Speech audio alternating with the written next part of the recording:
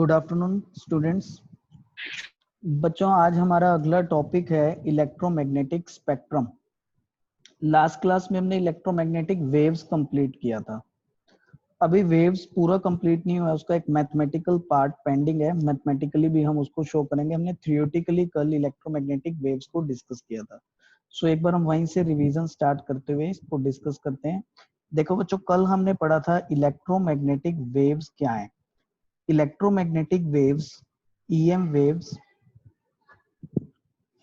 इनके अंदर एक तो ऑसिलेटिंग इलेक्ट्रिक फील्ड होता है। बच्चों, कल हमने जैसे समझा, मेन पॉइंट्स लिख लेते हैं। Oscillating electric field vector. Secondly बच्चों, इसमें होता है ऑसिलेटिंग मैग्नेटिक फील्ड वेक्टर। और थर्ड, इसके अंदर बच्चों जो डायरेक्शन ऑफ प्रोपेगेशन है, वेव जिस डायरेक्शन में प्रोपेगेट करती है, वो ये तीनों डायरेक्शंस परपेंडिकुलर होती हैं। इसको ट्रांसवर्स नेचर बोलते थे। सेकेंडली, हमने ईएम वेव्स के बारे में समझा कि ईएम वेव्स ऑसिलेशन या एक्सलरेशन ऑफ चार्ज पार्टिकल से प्रोड्यूस होती हैं। ऑसिलेशन और एक्सलरेशन ऑफ चार्ज पार्टिकल। ठीक है बच्चों, तो ईएम वेव्स ऑसिलेशन या चार्ज पार्टिकल की एक्सलरेशन से प्रोड्यूस होती हैं और उनकी जो नेचर होती है वो ट्रांसवर्स नेचर होती है। और लास्ट क्लास में एक और पॉइंट यहां पर इंपॉर्टेंट ये था कि जितनी फ्रीक्वेंसी से चार्ज पार्टिकल ऑसिलेट होता है, frequency of oscillation of charge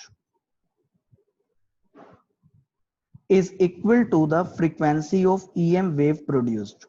frequency of EM wave produced. So जितनी फ्रीक्वेंसी से चार्ज पार्टिकल ऑसिलेट होता है बच्चों, हमने कल क्लास में समझा कि उतनी ही फ्रीक्वेंसी से ईएम वेव प्रोड्यूस होती है। सो बच्चों, आज हम पढ़ने जा रहे हैं इलेक्ट्रोमैग्नेटिक स्पेक्ट्रम। और ये टॉपिक आप एनसीईआरटी बुक में से इंटरनली प्रिपेयर कर सकते हैं क्योंकि ये थ्योरेटिकल टॉपिक है।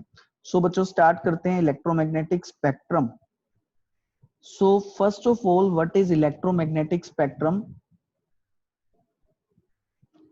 So यहां पर हमें दिया गया है, we know that electromagnetic waves include the visible light waves, X-rays, gamma rays, radio waves, microwaves, ultraviolet waves, infrared waves. This classification of EM wave according to the frequency is called electromagnetic spectrum. क्या है बच्चों की हम ना electromagnetic waves को 7 different categories में divide कर देते हैं। ये 7 वेव्स होती हैं: radio, micro, infra, visible, ultra, X ray और गामा रे। और इनको हमने डिवाइड किया है फ्रीक्वेंसी के बेसिस पर, फ्रीक्वेंसी की रेंज के बेसिस पर। सो इसी तरह से आगे बताया हुआ है, there is no sharp division between one kind of wave and the next. Classification is based रफली on how the waves are produced and or detected. तो बच्चों की वेव्स में कितना फ्रीक्वेंसी प्रेजेंट है उसके बेसिस पर हम इन वेव्स को 7 कैटेगरीज में डिवाइड कर देते हैं। और इन 7 वेव्स का नाम होता है रेडियो वेव्स। जैसे कि यहाँ डायग्राम में हमें शो कर रहे हैं, देखिए प्लीज। जैसे कि बच्चों यहां तक ये दिखाया हुआ है, short radio wave, television and FM radio, am radio, long radio waves. तो ये पूरा जो रीजन है वो रेडियो वेव्स के लिए है बच्चों, रेडियो वेव्स। ठीक है, इसके बाद हमारे पास है माइक्रोवेव, फिर है बच्चों इंफ्रा, विजिबल, अल्ट्रा, एक्सरे और गामा रे। सो हम यहां पर नोट कर लेते हैं इसको, please see on the screen.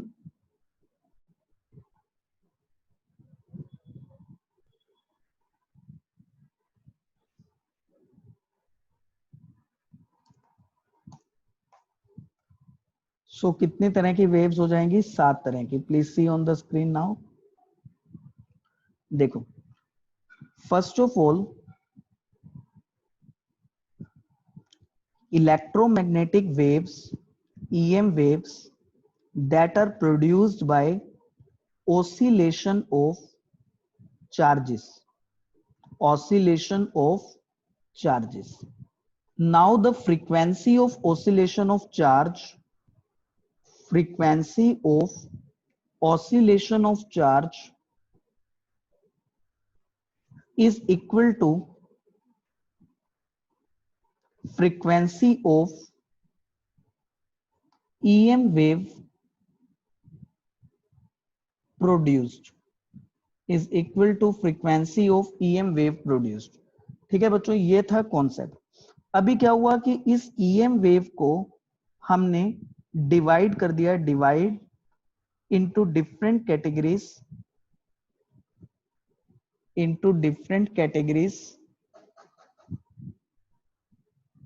based upon frequency, अभी ये जो 7 कैटेगरीज में डिवाइड होती है, तो सबसे पहला स्टेप है बच्चों आपको उन 7 कैटेगरीज को याद करना है, वो कौन कौन सी हैं। इस चैप्टर में मेनली क्वेश्चन 3 नंबर का ज्यादातर इसी स्पेक्ट्रम ऑफ ईएम वेव्स से आता है। ईएम वेव स्पेक्ट्रम टॉपिक है, ईएम वेव स्पेक्ट्रम। सो ज्यादातर क्वेश्चंस आने के चांसेस बच्चों इसी स्पेक्ट्रम वाले टॉपिक से हैं। सो सबसे पहला स्टेप आपको याद करना है कि कौन कौन से 7 टाइप की ईएम वेव है फ्रीक्वेंसी के बेसिस पर। So first is called radio waves. क्या नाम बोला मैंने बच्चों? Radio waves. सेकंड कैटेगरी है बच्चों माइक्रोवेव्स, माइक्रोवेव्स। थर्ड है इंफ्रारेड, इंफ्रारेड वेव्स। फोर्थ है विजिबल रेज, विजिबल रेज।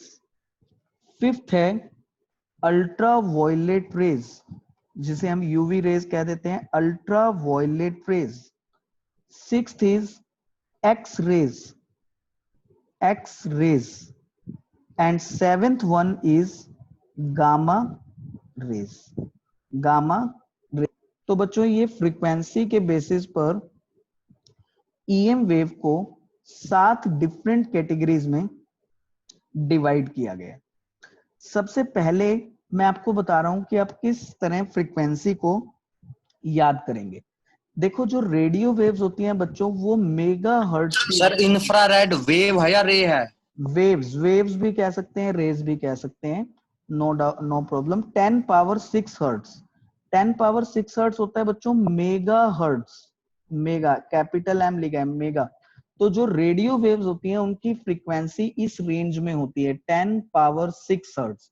ये सबसे लो फ्रीक्वेंसी की ईएम वेव है। इससे ज्यादा फ्रीक्वेंसी की ईएम वेव है उसका नाम है माइक्रोवेव, और ये 10 रेज टू पावर 9 हर्ट्ज की रेंज में होती है। 10 रेज टू पावर 9 हर्ट्ज को कहते हैं giga hertz, GHz, giga hertz. फिर आता है इंफ्रा बच्चों, इंफ्रा की frequency 10 rays to power 11 hertz की रेंज में, इस ऑर्डर में होती है। इसके बाद आता है बच्चों विजिबल रेज, विजिबल रेज की frequency 10 rays to power 14 hertz की रेंज में होती है। फिर यूवी रेज, यूवी रेज भी 10 रेज टू पावर 14 हर्ट्ज से थोड़ा सा ज्यादा हो जाती हैं, something greater than 10 rays to power 14 hertz, 15 के आसपास और 14 उसी रेंज में। एक्सरेज बच्चों 10 रेज टू पावर 16 हर्ट्ज की रेंज से स्टार्ट होके 18 तक हो सकती हैं, और ये गामा रेज 18 से स्टार्ट होके 21 हर्ट्ज तक की रेंज तक हो सकती है। सो बच्चों यहाँ पे ये जो ऑर्डर हो गया रेडियो से गामा तक, तो आपने ये पॉइंट तो समझ लिया होगा कि जब मैं रेडियो से गामा रेज की साइड जा रहा हूं फ्रीक्वेंसी इंक्रीज हो रही है, फ्रीक्वेंसी इंक्रीज। ठीक है, तो सबसे लोवेस्ट फ्रीक्वेंसी की ईएम वेव है रेडियो वेव, और सबसे हाईएस्ट फ्रीक्वेंसी की ईएम वेव है गामा रेज। तो ये 2 पॉइंट अभी हमारी समझ में आ रहे हैं, फ्रीक्वेंसी के बेसिस पर हमने डिवाइड किया है। So please remember this order, 10 power 6, 9, 11, 14, 14, 16, 18, 6, 9, 11, 14, 14, 16, 18। सो मैं यहाँ लिख देता हूँ, ऑर्डर इज 6, 9, 11, 14, 14, 16, 18। सो ये 7 हैं, नाम को इसी तरह याद करना है, radio, micro, infra, visible, ultra, X ray, gamma ray. बच्चों इन सब के अंदर जो मेथड ऑफ प्रोडक्शन है, इन वेव्स को प्रोड्यूस करने का मेथड, वो कॉमन भी है और डिफरेंट भी है। कॉमन क्या है कि सब में चार्जेस को एक्सलरेट किया जाता है प्रोडक्शन के लिए, और डिफरेंट क्या है कि डिफरेंट डिफरेंट मेथड से चार्जेस को ज्यादा से ज्यादा एक्सलरेट किया जाता है ताकि ज्यादा फ्रीक्वेंसी की ईएम वेव हमें मिल सके। तो सबसे कम फ्रीक्वेंसी की ईएम वेव है रेडियो वेव्स। तो अब हम समझते हैं कि रेडियो वेव्स कब प्रोड्यूस होती है, इसका मेथड ऑफ प्रोडक्शन क्या है। सो बच्चों, इट इज प्रोड्यूस्ड, इसको मैं यहाँ अलग से लिख देता हूँ, रेडियो वेव्स के बारे में सभी पॉइंट्स को देखिए। First one is the radio waves. तो रेडियो वेव्स के क्या क्या पॉइंट्स याद करेंगे। पहला, फ्रीक्वेंसी रेंज 10 पावर 6 हर्ट्ज। दूसरा पॉइंट है बच्चों इसका मेथड ऑफ प्रोडक्शन, आप कैसे रेडियो वेव्स को प्रोड्यूस कर सकते हैं। So it is produced by accelerated motion of charges in aerials, और simply we can say in any conductor. देखो बच्चों, आपका जो कोई भी कंडक्टर है, जैसे कोई वायर है, कॉपर वायर, जब उस कॉपर वायर में से करंट पास होता है, चार्जेस एक्सलरेट होते हैं उसके अंदर, और उस एक्सलरेशन से कॉपर के अंदर उस वायर में से, कंडक्टर में से रेडियो वेव्स निकलती हैं। रेडियो वेव्स हमें दिखाई नहीं देती हैं।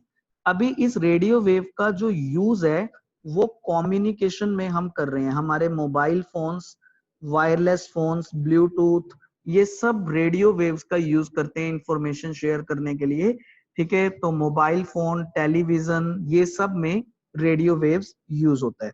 Communication, TV communication, wireless communication, Bluetooth, ये सब में हमारा रेडियो वेव्स का यूज होता है इंफॉर्मेशन के लिए। ठीक है, इसी तरह से रेडियो वेव्स को हम एफएम के अंदर यूज करते हैं। एफएम हम सुनते हैं, ऐसे ही पहले वाले टाइम में एएम होता था, एएम में इसको यूज करते थे, और आज इसको हम टेलीविजन में भी यूज करते हैं इसी वेव को इंफॉर्मेशन शेयर करने के लिए। अभी बच्चों जो एफएम होता है, आपने देखा होगा कि वो 88 मेगाहर्ट्ज से, उसमें जो बैंड है वो 108 मेगाहर्ट्ज तक होता है। मतलब इस रेंज में आपको सिग्नल्स सिलेक्ट करने होते हैं फ्रीक्वेंसी के, और उससे आप एफएम को ट्यून कर सकते हैं। सो जस्ट मैं यहाँ पे शो करना चाहता हूँ, देखो ये मेगा की रेंज में, मेगा मीनिंग यहाँ पे हम रेडियो वेव्स को यूज कर रहे हैं। तो ये देखो बच्चों, ये जो सेकंड पॉइंट लिखा है इसको फिर एक बार देख लेते हैं। Accelerate motion of charge in aerials, इसका मतलब है जब चार्जेस किसी एंटीना में, किसी कंडक्टर में एक्सलरेट करते हैं तो उनसे इस तरह की रेडियो वेव्स बनती हैं। ठीक है, और इसका यूज कम्युनिकेशन सिस्टम में किया जाता है। अभी हम इसको एनसीईआरटी के अकॉर्डिंग भी नोट करेंगे, एनसीईआरटी बुक में जो जो मेन मेन पॉइंट्स होंगे। उससे पहले मैं आपको समझा देता हूं क्या क्या पॉइंट्स याद रखने के लिए। अभी देखिए, तीसरी सेकंड टाइप की वेव है जिसका नाम है माइक्रोवेव। क्या नाम है बच्चों? Microwaves. So first of all microwaves के बारे में, इनकी जो फ्रीक्वेंसी रेंज है वो गीगा हर्ट्स है, 10 रेज टू पावर 9 हर्ट्स, यानी गीगा हर्ट्स है। सेकंड, इनका जो मेथड ऑफ प्रोडक्शन है वो है use of special vacuum tubes called klystron and magnetron. Klystron and magnetron, देखो दो नाम लिखे हैं बच्चों मैंने, क्लिस्ट्रॉन, मैग्नेट्रॉन। ये दो इंस्ट्रूमेंट हैं, दो वैक्यूम ट्यूब्स हैं। इस वैक्यूम ट्यूब के अंदर, वैक्यूम ट्यूब क्या होता है, देखो ऐसे, मतलब एक ट्यूबिकल स्ट्रक्चर है और अंदर वैक्यूम होता है, उसमें दो रोड्स को डाल दिया जाता है। एक रोड को सपोज पॉजिटिव रख दिया, एक रोड को नेगेटिव रख दिया, और चार्जेस यहाँ पर एक्सलरेट होते हैं इस वैक्यूम में। अभी वैक्यूम में जब चार्ज एक्सलरेट होगा तो बहुत हाई स्पीड से एक्सलरेट हो पाएगा, जिससे हाई फ्रीक्वेंसी की वेव्स बनती हैं, जिसे बोलते हैं माइक्रोवेव्स। तो आपको बहुत डिटेल में नहीं जाना है कि क्लिस्ट्रॉन कैसे काम करता है, मैग्नेट्रॉन क्या है। So just you need to understand these two names called klystron, magnetron, which are vacuum tubes in which the charges accelerate with high frequencies and give out microwaves. सबसे इंपॉर्टेंट है frequency और use. तो बच्चों uses को ध्यान से याद करना है, उसके ऊपर मेन क्वेश्चंस आएंगे आपके पास। सो यूजेस क्या है माइक्रोवेव के? सबसे पहले ये यूज होता है बच्चों इसका एक रेडार कम्युनिकेशन में। रेडार कम्युनिकेशन, रेडार कम्युनिकेशन होता है कि जहां पर एयरप्लेन के साथ बेस स्टेशन का कम्युनिकेशन होता है, उसको रेडार बोलते हैं, और रेडार में माइक्रोवेव्स का यूज होता है। Second, to detect speed of fast moving objects. Fast moving objects, तो बच्चों आपने देखा होगा क्रिकेट मैच में जैसे ही बॉल थ्रो की जाती है तो उसके साथ साथ बॉल की स्पीड आ जाती है, बॉल कितनी स्पीड से गई। और इसी तरह से जो ट्रैफिक पुलिस होती है उनके पास कुछ इंस्ट्रूमेंट्स होते हैं जिससे वो फास्ट मूविंग व्हीकल्स को डिटेक्ट कर सकते हैं और ये पता लगा सकते हैं कि व्हीकल कितनी स्पीड से आ रहा है। तो उसको डिटेक्ट करने में माइक्रोवेव्स का यूज होता है। टेनिस बॉल की स्पीड को डिटेक्ट करने में इसका यूज हो सकता है, टेनिस बॉल स्पीड। ठीक है, और आप एक यूज तो हर बच्चा इसका जानता है, that is in microwave oven. Microwave oven to heat up the food items. तो अभी हम एनसीईआरटी में से ये पॉइंट भी समझेंगे। एक स्पेशल केस में बताया हुआ है कि माइक्रोवेव में फूड आइटम कैसे हीट अप होती हैं, वो भी मैं आपको समझाऊंगा। ठीक है, अभी के लिए हमें ये 4 यूजेस इसके याद करने हैं बच्चों। इसके बाद हमारे पास नेक्स्ट वेव है, that is called infrared waves. So third is infrared waves. Infrared waves. अब बच्चों इंफ्रारेड वेव्स में क्या है? First of all frequency range. Frequency range कहां तक थी इसकी? 10 रेज टू पावर 11 हर्ट्ज तक चली गई थी। ठीक है, 10 रेज टू पावर 11 हर्ट्ज तक। ठीक है, सेकंड आता है कि इंफ्रारेड को कैसे प्रोड्यूस करते हैं। सो बच्चों it is produced by hot bodies. It is produced by hot bodies and molecules. जिस भी किसी बॉडी का कुछ टेम्परेचर है बच्चों, उसके अंदर से इंफ्रारेड वेव्स रिलीज हो रही हैं। आपने क्लास 11th में पढ़ा है thermal energy which is 3/2 kBT। तो टेम्परेचर से भी एक एनर्जी रिलीज होती है, और वो जो एनर्जी रिलीज हो रही है बच्चों, वो इंफ्रारेड वेव्स की फॉर्म में रिलीज हो रही है। ठीक है, अभी मेरी बॉडी का कुछ टेम्परेचर है, that is post 37 degree Celsius और 38 degree Celsius, in this range. तो वो 38 डिग्री सेल्सियस टेम्परेचर की वजह से मेरी बॉडी से इंफ्रारेड वेव्स आ रही हैं। ठीक है, अभी कुछ ऐसे कैमरास होते हैं जो इस इंफ्रारेड वेव्स को डिटेक्ट करते हैं। उनका उनका डिटेक्शन विजिबल रेज का नहीं होता है, उनका डिटेक्शन होता है इंफ्रारेड वेव्स का। हम मोबाइल फोन में जो कैमरा यूज कर रहे हैं, वो कैमरा हमारी विजिबल रेज को डिटेक्ट करके हमारी पिक्चर को प्लॉट करता है। अब इसी तरह से आता है मिलिट्री कैमरास। मिलिट्री कैमरा, सो उन मिलिट्री कैमरास में बच्चों इंफ्रारेड वेव्स को डिटेक्ट करने की टेक्निक होती है। उससे क्या होगा? उससे हमें पता चल जाएगा कि हमारे एरिया में कोई है या नहीं है, कोई ह्यूमन है प्रेजेंट किसी सर्टेन एरिया में या नहीं। क्योंकि इंफ्रा मिलिट्री के अंदर कई ऐसे ऑपरेशंस होते हैं जहां बिल्कुल अभी रोशनी ना हो, लाइट ना हो, और हमें डिटेक्ट करना हो, तो वहां पर विजिबल कैमरास वर्क नहीं कर सकते। वहां यूज करते हैं हम इंफ्रारेड कैमरास को, जो बॉडी से आने वाली इंफ्रारेड को डिटेक्ट करके पता लगाता है कि सामने कैसी ऑब्जेक्ट है, कैसा नहीं है, क्योंकि हर एक बॉडी का अपना एक अलग अलग टेम्परेचर है। फोर्थ इसका यूज होता है बच्चों इंफ्रारेड वेव्स का रिमोट के अंदर। रिमोट कम्युनिकेशन, टीवी रिमोट्स हम यूज करते हैं तो उनमें इंफ्रारेड वेव्स निकलकर टीवी तक जाती हैं, टीवी में रिसीवर लगा होता है और वो उस इंफ्रारेड वेव्स को डिटेक्ट करके प्रोसेसिंग करता है। ठीक है, तो रिमोट कम्युनिकेशन में इसका यूज हो सकता है। अलार्म सिस्टम में इसका यूज हो सकता है। Alarm system, bugler alarm system बोलते हैं हम इसको, अलार्म सिस्टम में इनका यूज हो सकता है। तो इस तरह से कुछ यूजेस हमें बताए हुए हैं इंफ्रारेड वेव से रिलेटेड। अभी हम और भी कुछ मेन पॉइंट्स देख लेंगे, बट ये कुछ मेन यूजेस थे बच्चों। इंफ्रारेड से रिलेटेड एक बड़ा इंपॉर्टेंट पॉइंट ये है कि इंफ्रारेड वेव्स को एक यूज मैं आपको और बता दूं इसका, इसका यूज मसल्स रिलैक्सेशन के लिए भी यूज होता है। अगर मस्कुलर पेन हो तो उसको रिड ऑफ करने के लिए उसमें यहाँ पर हम इंफ्रारेड लैंप आते हैं, उनको यूज करते हैं। बच्चों, इंफ्रारेड वेव्स को हीट वेव्स कहा जाता है। हीट वेव्स, इनका दूसरा नाम है heat waves. Infrared waves also called heat waves. अब ये हीट वेव्स क्यों बोला जाता है, तो इसको आपको थोड़ा सा ध्यान से समझने की जरूरत है प्लीज क्योंकि ये क्वेश्चन बोर्ड में बहुत बार आया हुआ है। Why infrared waves are called heat waves. देखो बच्चों, ये अर्थ है, अर्थ के अराउंड एटमॉस्फेयर है। Atmosphere meaning layer of gases, तो let we say this is the atmosphere. ठीक है बच्चों, सन एक बहुत हॉट बॉडी है। देखो आपको पता है सन का टेम्परेचर 10⁻⁷ केल्विन से भी ज्यादा है। तो सन से जो लाइट रेज आ रही हैं, तो क्योंकि उसका टेम्परेचर है तो वो जो रे रही हैं बच्चों उसमें इंफ्रारेड वेव्स होंगी। और सन से आने वाली रेज में और भी कई तरह की वेव्स होती हैं।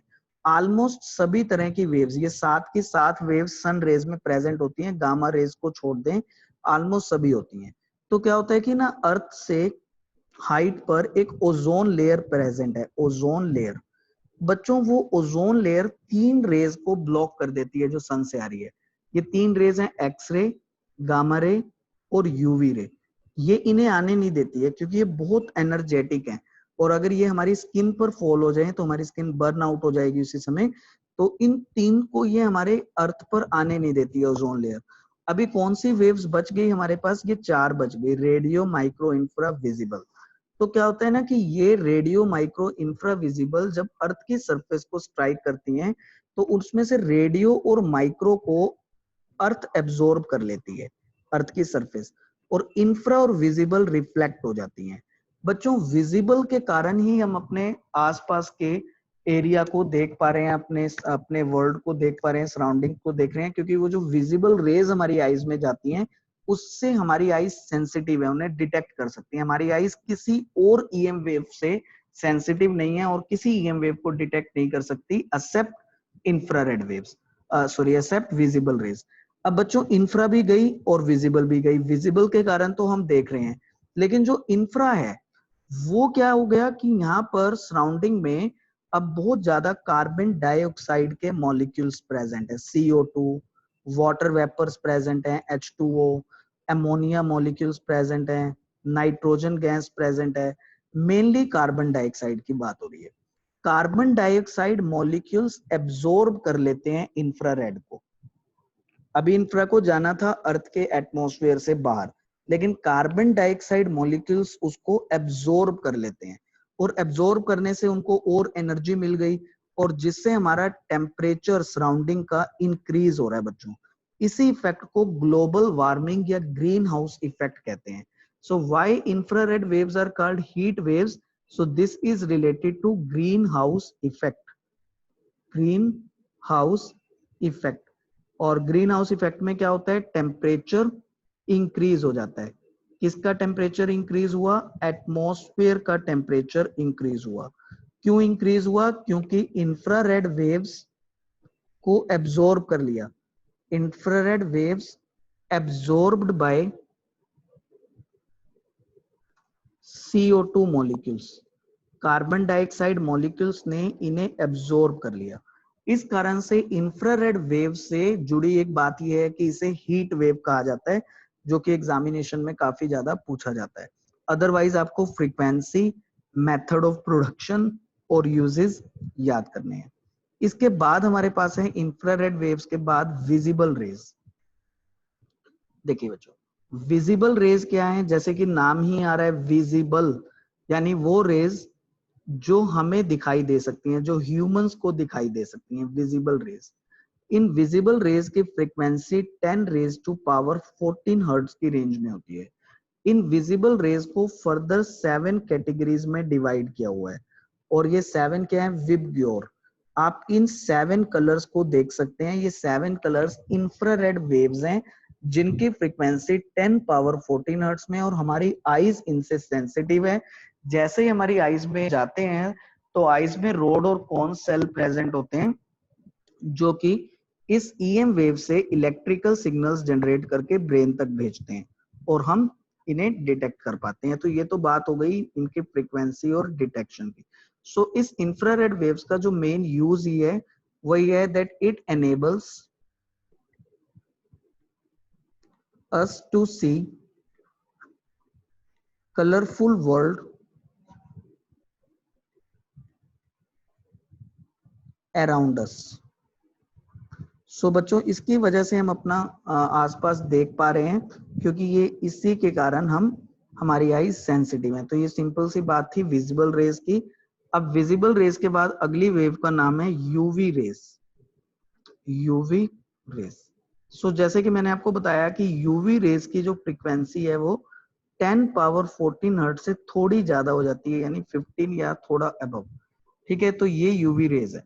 अभी इस यूवी रेज को प्रोड्यूस करना है हमें।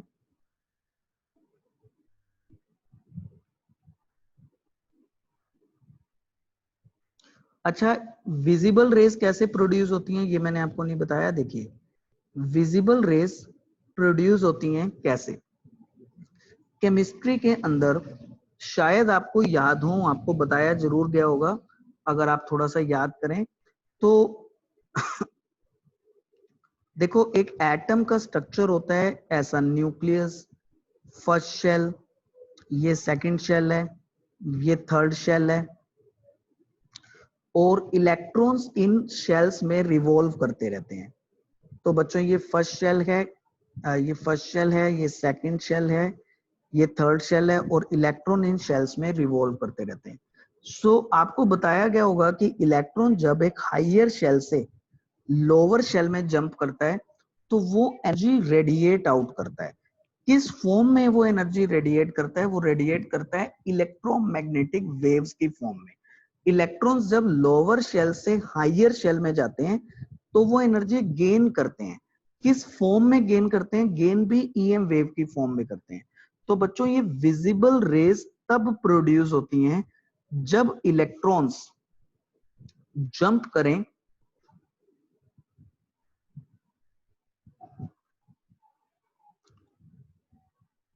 electrons jump from any higher shell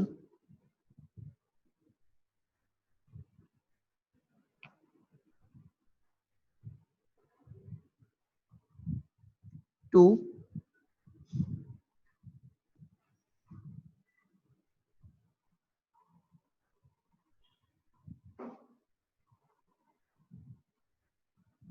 second shell.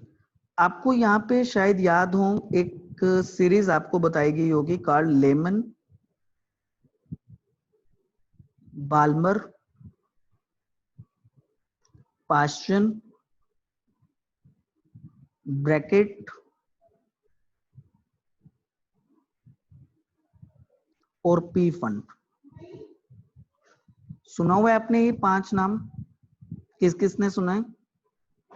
Yes sir.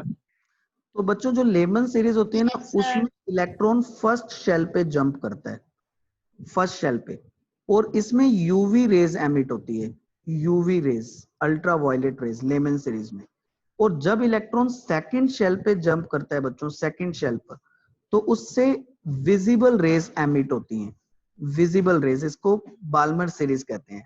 और जब इलेक्ट्रॉन थर्ड, फोर्थ या फिफ्थ शेल पे जंप करता है, इन तीनों केसेस में इंफ्रारेड वेव्स एमिट होती हैं बच्चों। सो यहाँ पे ये दो method of production, visible raise के और यूवी रेज के, यहाँ पे इलेक्ट्रॉन्स की ट्रांजिशन है। सो देखो इलेक्ट्रॉन सेकंड शेल पे जंप करेगा तो वो विजिबल रेज एमिट करता है, और जब वो किसी हायर शेल से ग्राउंड स्टेट में ट्रांजिट करता है तो उससे इन यूवी रेज एमिट होती हैं और ऊपर विजिबल। सो इसके प्रोडक्शन के अंदर मेथड आ जाएगा electron transit from any higher shell to ground state। Electron sir transit अबे from any higher shell to ground state. Yes, sir हमें ये एन की टेबल याद करने की जरूरत है। कौन सी वाली? ये लाइमन बार ये तो आपका सीरीज। आगे एक चैप्टर आएगा एटम एंड न्यूक्लियस, उसमें बताया जाएगा आपको, वहां पे और डिटेल अच्छे से समझाया जाएगा। ये तो जस्ट मैं एक रेफरेंस दे रहा था ताकि थोड़ा सा याद आ जाए किससे रिलेटेड है। देखो एक बार दोबारा, जो रेडियो वेव्स हैं उनको प्रोड्यूस करने के लिए इलेक्ट्रॉन्स या चार्जेस को एरियल्स में एक्सलरेट करना है, यानी किसी कंडक्टर में, ठीक है, जैसे एंटीना में। और माइक्रोवेव्स के लिए स्पेशल ट्यूब्स हैं, क्लिस्ट्रॉन और मैग्नेट्रॉन। फिर इंफ्रारेड हॉट बॉडीज और मॉलिक्यूल से नेचुरली एमिट होती रहती हैं और इलेक्ट्रॉन्स के ट्रांजिशन से भी आ सकती हैं। विजिबल रेज तब आती हैं जब किसी एक एटम में इलेक्ट्रॉन किसी हायर स्टेट से सेकंड स्टेट पर जंप करता है, बेसिकली इन हाइड्रोजन एटम। और यूवी रेज तब आती हैं जब उसी हाइड्रोजन एटम में इलेक्ट्रॉन किसी हायर स्टेट से ग्राउंड लेवल पे जंप करता है। ठीक है, इसके बाद बात आती है यूवी रेज के यूजेस की। ठीक है, तो बच्चों इसके क्या क्या यूजेस हैं? सो अल्ट्रावायलेट रेज का जो यूज है, फर्स्ट ऑफ ऑल ये है to kill germs present in water. ठीक है, आपने देखा होगा कि जो हमारे आरओ यूज होते हैं या एक्वागार्ड यूज होते हैं, उसमें लिखा होता है UV technology.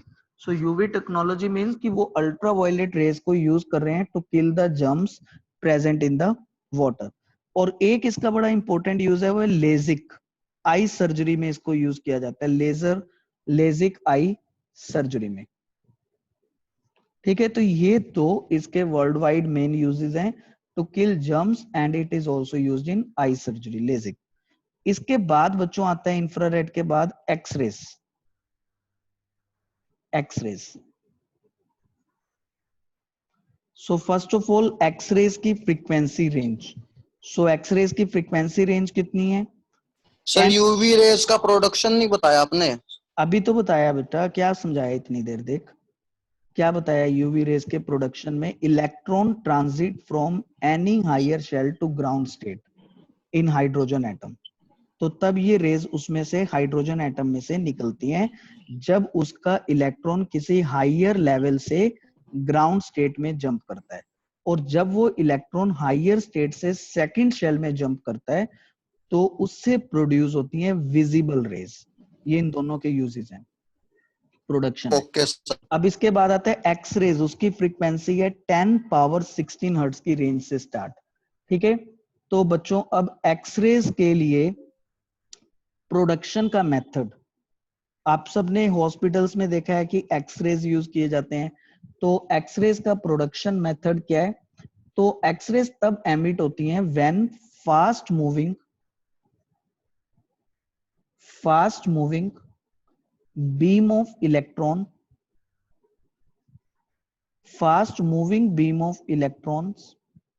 Strike metal target, metal plates. Hospitals में जो एक्सरेज मशीन होती है बच्चों, उसमें एक ऐसा सिस्टम यूज किया जाता है, सीलिंग के साथ देखो इसको लगाया होता है ऊपर, कभी देखना यहाँ पर ऐसा एक पार्ट होता है, इसमें से इलेक्ट्रॉन्स की एक फास्ट मूविंग बीम रिलीज होती है ऐसे। अभी अगर हमारे हाथ का एक्सरे करना है तो हाथ को एक मेटल प्लेट पे रखा जाता है, यहाँ पर है ये मेटल प्लेट, उसके ऊपर हमारा हाथ रख दिया, तो ये इलेक्ट्रॉन की फास्ट मूविंग बीम एकदम उस मेटल प्लेट से टकरा के रुकती है। तो जब वो रुकेगी तो उसकी स्पीड एकदम बहुत डिक्रीज होगी, और ये स्पीड का डिक्रीज होने से मतलब एक तरह से रिटार्डेशन आया, एक्सलरेशन मतलब चेंज इन वेलोसिटी होता है। अभी जैसे मैंने आपको बताया कि ईएम वेव्स को प्रोड्यूस करने के लिए एक्सलरेशन की जरूरत होती है, तो यहाँ रिटार्डेशन किया जाता है। पहले इलेक्ट्रॉन्स की बीम बहुत फास्ट मूव करती है और अचानक वो एक मेटल टारगेट से स्ट्राइक करती है, मेटल्स को वो क्रॉस नहीं कर पाती है, उसको उसके आर पार नहीं जा पाती है और उससे टकरा के रुक जाती है। जैसे टकरा के रुकती है, स्पीड स्लो होती है उसकी, एक्सलरेशन आता है एकदम बहुत ज्यादा, रिटार्डेशन सॉरी, तो से ये ईएम वेव्स एमिट होती है। ठीक है, तो यहाँ पर बताया गया production method when fast moving beam of electron strikes a metal plate. और तीसरा है बच्चों इसका यूज। तो एक्सरेज का पहला यूज तो हो गया डायग्नोसिस में, आपका अगर कुछ बोन फ्रैक्चर है उसको डायग्नोस करना है, उसके अंदर यूज हो गया। सेकंड इसका यूज है to detect cracks in metal metallic objects. अगर कोई मेटेलिक ऑब्जेक्ट अंदर से क्रैक है तो उसके लिए एक्सरेज का यूज होता है। जैसे सरिया होता है बच्चों, स्टील, अभी सरिये का अभी अंदर से सारा ये फील्ड है, अभी मान लो अगर अंदर कहीं पर कुछ प्रॉब्लम है, क्रैक है, तो वो हमें दिख तो रहा नहीं है, उसकी डिटेक्शन के लिए एक्सरेज पास की जाती हैं। एक्सरेज चलते चलते चलते चलते यहाँ टकराती हैं और जहां पर क्रैक होता है वहां से रिफ्लेक्ट बैक हो जाती हैं। तो यानी अगर एक्सरेज रिफ्लेक्ट बैक हो गई तो इसका मतलब अंदर कुछ क्रैक प्रेजेंट है, और अगर ये पूरा यूनिफॉर्म है, अंदर कहीं कुछ क्रैक नहीं है, एक जैसा है, तो ये एक्सरेज इसमें से पास हो जाती हैं। तो इस तरह की कुछ टेक्नोलॉजी होती है जिसके थ्रू एक्सरे मेटेलिक ऑब्जेक्ट्स के क्रैक्स को डिटेक्ट किया जा सकता है। ऐसा ही एक इसका यूज है बड़ा इंपॉर्टेंट, जिसको कहते हैं टू स्टडी क्रिस्टल स्ट्रक्चर। ये केमिस्ट्री में भी थोड़ा बहुत शायद आपने सुना हो, टू स्टडी क्रिस्टल स्ट्रक्चर। किसी को पता है क्रिस्टल स्ट्रक्चर कितने टाइप्स के होते हैं? सॉलिड्स चैप्टर में आया होगा केमिस्ट्री में। क्रिस्टल स्ट्रक्चर्स कितने टाइप के होते हैं बच्चों? जिसे हम नॉर्मली ब्रेविस लैटिसेस बोलते हैं, वो कितने टाइप की हैं?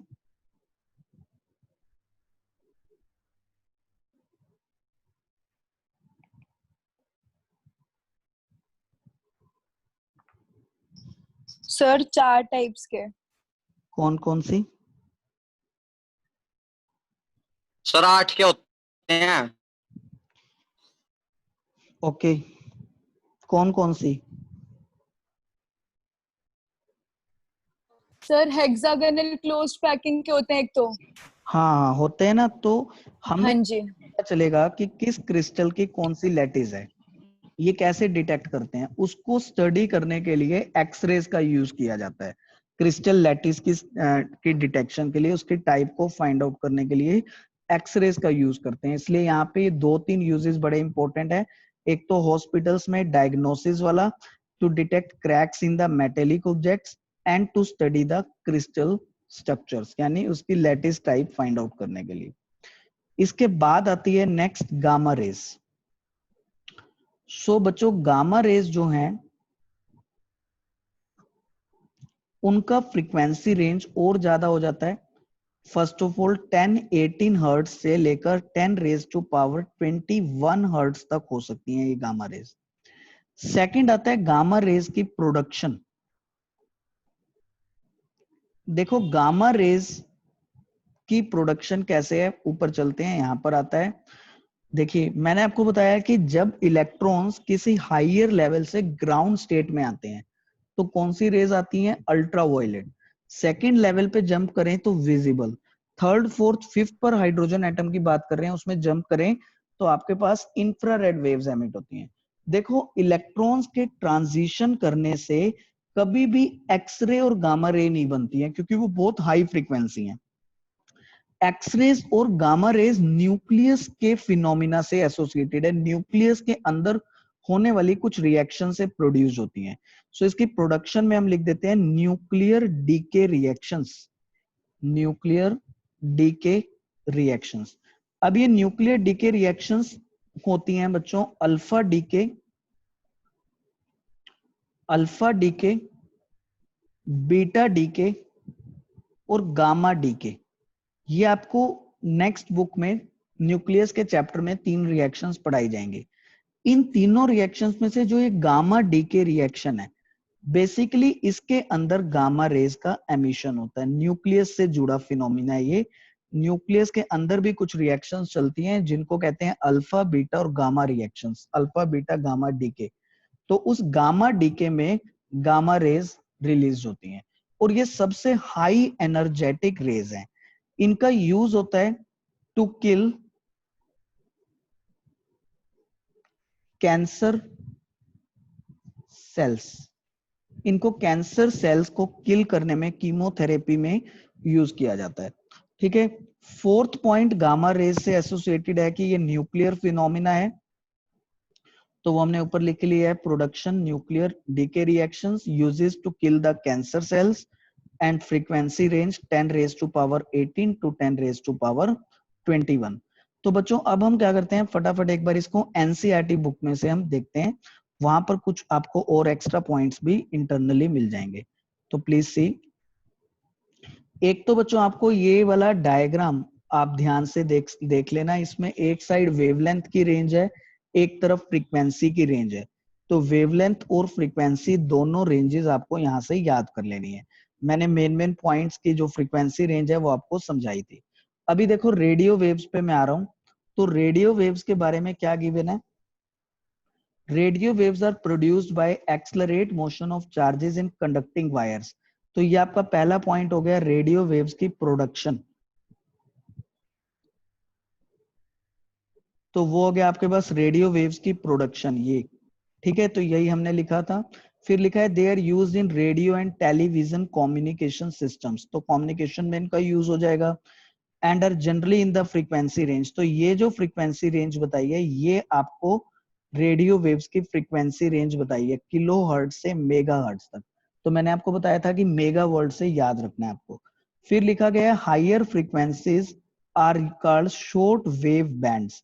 जितनी ज्यादा रेडियो वेव की हाई फ्रीक्वेंसी होती जाएगी, देखो जैसे 54 mega hertz, radio waves kilo hertz से स्टार्ट हो रही है लेकिन हम मेगा हर्ट्ज की बात कर रहे हैं, तो उन्हें शॉर्ट वेव बोलते हैं। शॉर्ट वेव इसलिए क्योंकि किसी वेव की जितनी ज्यादा फ्रीक्वेंसी होती है उतनी शॉर्ट उसकी वेवलेंथ होती जाती है।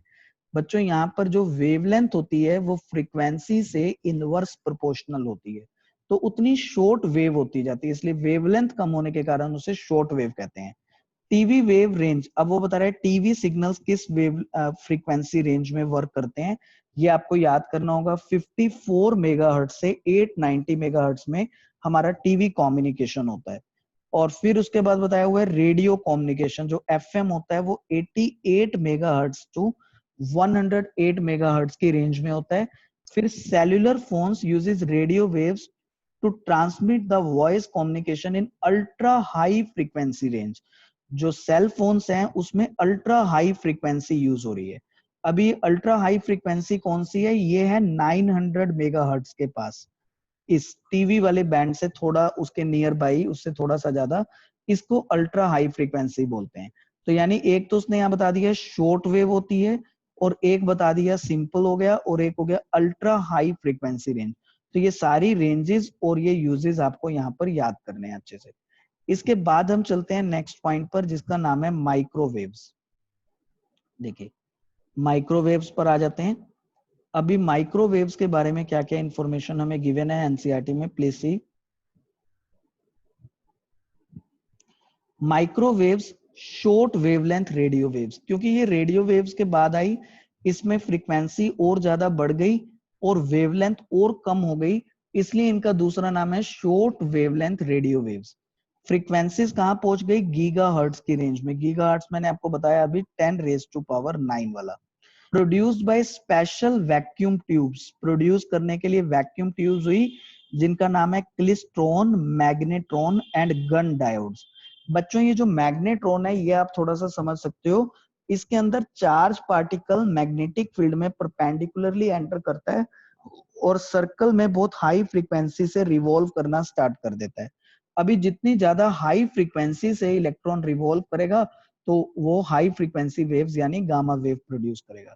Due to their short wavelength, radio के कंपेयर में इनकी वेवलेंथ कम हो गई है, फ्रीक्वेंसी ज्यादा, they are suitable for radar systems.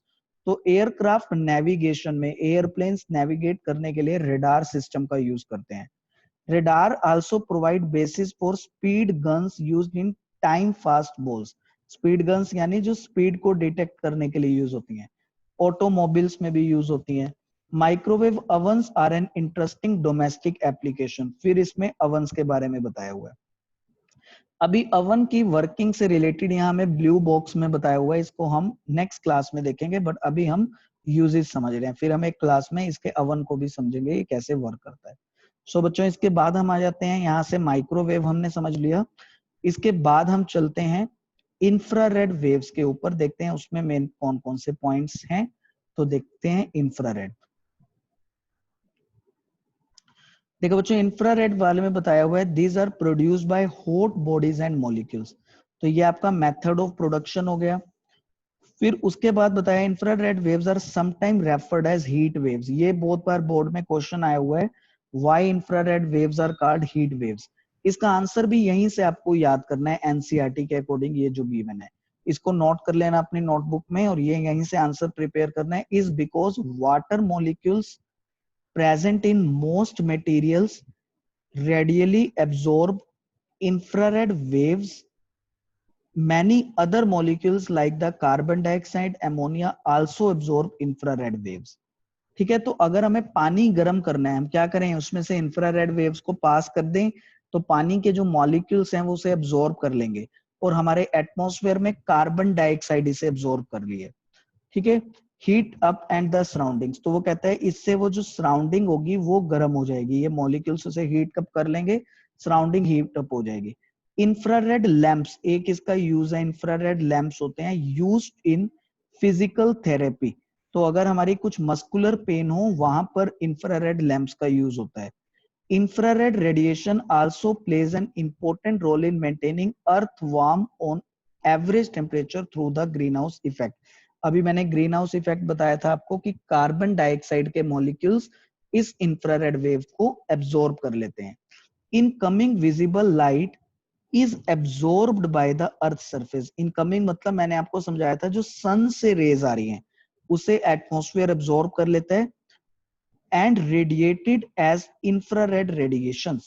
This radiation is trapped by greenhouse gases such as carbon dioxide and water vapor. तो हमारे एटमॉस्फेयर में जो कार्बन डाइऑक्साइड और वाटर वेपर हैं वो इस इंफ्रा को एब्जॉर्ब कर लेते हैं। फिर बताया infrared detectors are used in satellites both for military purpose. अभी मैंने आपको मिलिट्री कैमरा के बारे में बताया था कि जो इंफ्रारेड रेज को डिटेक्ट करके वर्क करते हैं वहां इसको यूज करते हैं। इलेक्ट्रॉनिक डिवाइसेस, जैसे इलेक्ट्रॉनिक में मैंने आपको बताया रिमोट कंट्रोल सिस्टम में, रिमोट स्विचेस में इसको हम यूज करते हैं। तो आप अगर एनसीईआरटी से इस पूरे पैराग्राफ को प्रिपेयर कर लेते हैं, इससे बाहर आपका कोई क्वेश्चन नहीं आता है। इससे बाद हम चलते हैं नेक्स्ट पॉइंट पर, that is called visible raise.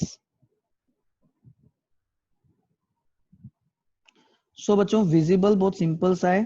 तो उसने बोला है ये वो पार्ट है ईएम वेव का जिसे ह्यूमन आईज डिटेक्ट कर सकती हैं। अभी अगर ह्यूमन आईज डिटेक्ट करेंगी तो ही हम इसके कारण देख पा रहे हैं।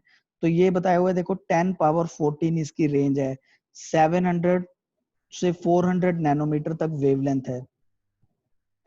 Our eyes are sensitive to this range, जो हमारी आईज हैं वो इससे सेंसिटिव हैं।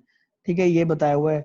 फिर एक यहाँ से एग्जांपल इंपॉर्टेंट है, snakes can detect infrared waves and visible range of many insect extend well into ultra। तो वो कह रहा है कि बहुत सारे ऐसे इंसेक्ट्स हैं जो अल्ट्रा भी डिटेक्ट कर सकते हैं, और स्नेक विजिबल तो डिटेक्ट करते हैं, साथ साथ इंफ्रा भी, उनकी आईज सेंसिटिव होती हैं, इंफ्रारेड वेव्स को भी डिटेक्ट करती हैं। इसके बाद आता है बच्चों अल्ट्रा वायलेट वेव्स।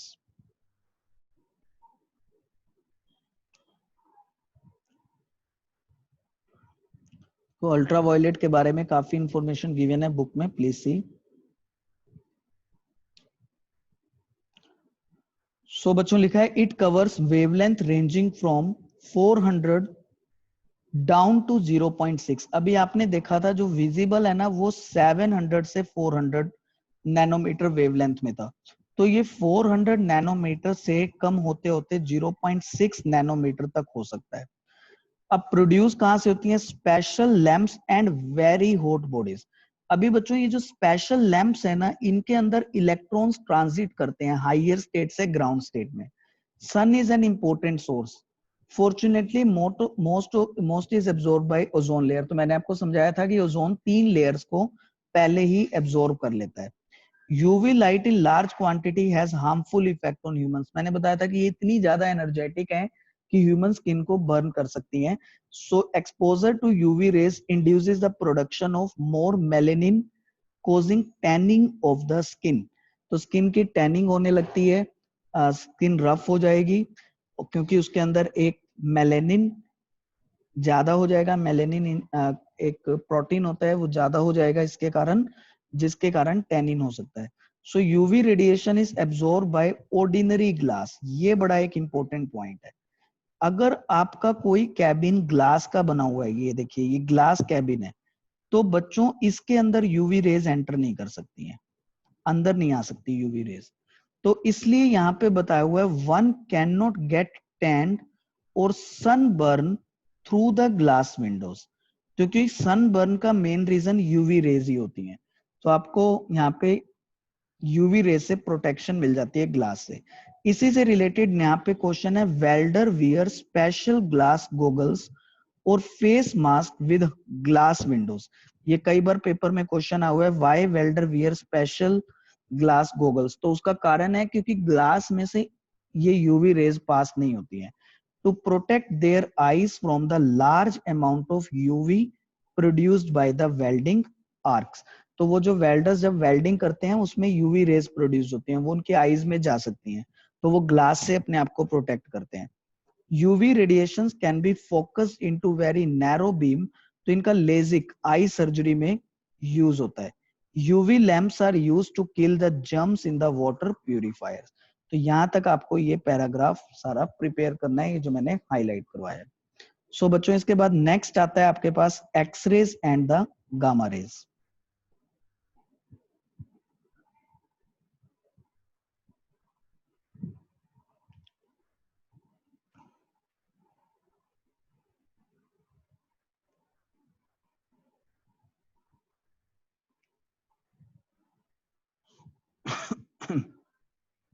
अभी एक बच्चा लिख रहा है वाटर में ऑक्सीजन होती है, कौन लिख रहा है ये? अक्षिता, वाटर में ऑक्सीजन होती है मींस वाटर में बच्चों H2O मॉलिक्यूल है ना वो तो। सर वो बहुत पहले लिखा था। अच्छा चलो देखो अब एक्सरेज के बारे में सुनते हैं एक बार। एक्सरेज के बारे में बताया हुआ है, beyond the UV regions of the electromagnetic spectrum lies the X ray regions. अभी एक्सरेज के बारे में भी बताया because of its medical applications, fractures को डिटेक्ट करने में यूज हो जाता है। तो यहाँ पे ये वेवलेंथ और शॉर्ट हो गई है, 10-8 से 10-13 यानी 10 नैनोमीटर से 10 रेज टू पावर -4 नैनोमीटर तक चली गई है। देखो बच्चों विजिबल से अगर मैं आपको याद करवाऊं 700 नैनोमीटर से 400 नैनोमीटर वहां था, फिर अल्ट्रा बना 400 नैनोमीटर से 0.4 नैनोमीटर तक। अब बच्चों ये बन रहा है आपका एक्स रेज 10 नैनोमीटर से 10 रेज टू पावर -4 नैनोमीटर तक। तो ये सारी आपको वेवलेंथ रेंज याद करनी है। फिर यहां बताया one common way to generate the X rays is to bombard a metal target by high energy electrons. Metals पर इलेक्ट्रॉन स्ट्राइक करते हैं और उन स्ट्राइक करने से यहाँ पर आपके पास हाई एनर्जीज एक्सरेज बनती हैं। X rays are used as a diagnostic tool in medicine and is in the treatment of certain form of cancers. ठीक है, और can must be taken by, तो ये कुछ यूजेस बताए हुए हैं। इसके साथ साथ एक दो यूज मैंने आपको और बताए हैं अभी। वो और यूज कौन से बताए हैं मैंने आपको कि ये क्रिस्टल स्ट्रक्चर के अंदर यूज होता है और मेटल्स में क्रैक्स को डिटेक्ट करने के लिए यूज होता है। अब बच्चों इसके बाद लास्ट है हमारे पास गामा रेज, तो हम फटाफट इसको कंप्लीट करते हैं। Just wait for 1 or 2 minutes. देखो गामा रेज के अंदर this lies in the upper frequency range, यानी सबसे higher frequency range gamma rays की है। ठीक है, वेवलेंथ इनके सबसे कम है 10-14 से 10 से 10-14। High frequency radiation is produced in nuclear reactions. अभी 3 रिएक्शंस के नाम बताए थे, एक्स रेज, गामा रेज और sorry alpha decay, beta decay और गामा डीके। तो उस गामा डीके में ये रिलीज होती हैं। They are used in medicine to destroy the cancer cells. Chemotherapy में इसका यूज किया जाता है to destroy the cancer cells. ठीक है, तो ये सब हमें बताया हुआ था बच्चों, यहाँ पर इन 7 को हमें याद करना है। और फिर देखो ये टेबल से भी हमें समझाया हुआ है, रेडियो, उसकी वेवलेंथ रेंज, फिर उसका प्रोडक्शन और उसका डिटेक्शन। तो बच्चों ये डिटेक्शन हमारे सिलेबस में नहीं है, प्रोडक्शन हम याद कर सकते हैं, प्रोडक्शन मैंने आपको समझाया है, वो आप याद कर सकते हो। गामा रेज, उनकी वेवलेंथ, उनकी फ्रीक्वेंसी, उनका प्रोडक्शन और उनके यूजेस, ये आपको यहाँ से प्रिपेयर करना है। अब बच्चों हमारा इस चैप्टर में एक टॉपिक रह गया, वो है ईएम वेव को मैथमेटिकली शो करना। जैसे यहाँ पर आप स्क्रीन पर देख रहे हो कुछ फॉर्मूलाज बताए हुए हैं, तो ये सिर्फ समझने अब रह गए हैं, तो ये चैप्टर उसके बाद हमारा कंप्लीट हो जाएगा।